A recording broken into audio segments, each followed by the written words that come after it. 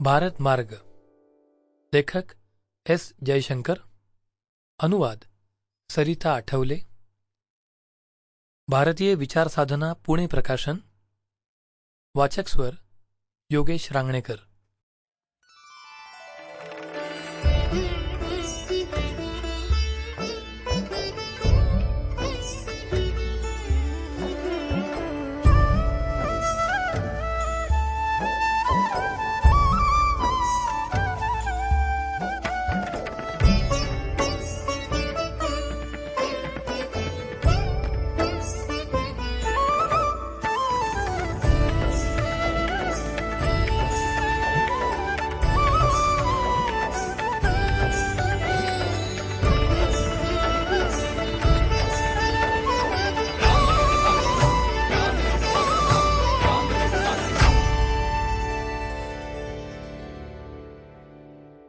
पेपरबॅक आवृत्तीची प्रस्तावना.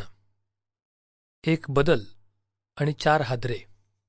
आपल्यापासून खूप दूरवर घडलेल्या घटनांचे नाट्यमय पडसाद आपल्या दैनंदिन आयुष्यात आणि सभोवतालच्या वातावरणात उमटत असतात.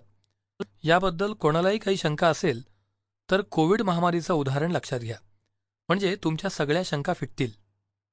युक्रेनमधील संघर्षाच्या परिणामांमुळे जागतिकीकरणाच्या निष्पत्तीविषयी जागरूक राहण्याचं आपलं भान वाढलं. जागतिक घडामोडींविषयी तटस्थ राहणं आता परवडणारं नाही. किंबहुना अशी तटस्थता सर्वार्थानं घातक होऊ शकते. पण परराष्ट्र धोरण म्हटलं की बहुतेक सगळ्यांचं त्या धोरणाच्या परराष्ट्र या भागावर लक्ष केंद्रित होतं. त्यामुळं ताबडतोब अंतर आणि विलगता या भावना जागृत होतात. या शब्दामुळं वेगळ्या भाषेत बोलणारे, वेगळा विचार करणारे आणि वेगळे वागणारे इतर लोक यांच्याकडे निर्देश केला जातो. हे सगळं खरं असेलही, पण वास्तविकता हीच आहे की परराष्ट्र धोरणाचे पडसाद आता आपल्या घरात सुद्धा उमटू लागले आहेत. महामारीनं जगाला ग्रासून टाकण्याच्या कितीतरी आधी जगात व्हायरल होणं, प्रसार होणं या अर्थानं हा वाक्प्रचार रुजला होता. ही फार मोठी व्यंगोक्तीच म्हणावी लागेल.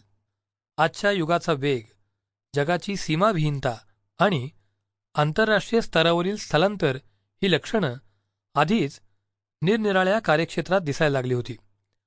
आर्थिकदृष्ट्या याला केंद्रीय जागतिकीकरण असं संबोधलं जाऊ लागलं आणि योग्य वेळ साधून त्याला जवळपास धर्माचा दर्जा दिला गेला. राजकीय पातळीवर जागतिकीकरणामुळं सर्वत्र हस्तक्षेपाचे हक्क असलेल्या नव्या सीमारहित संस्कृतीचा Sample complete. Ready to continue?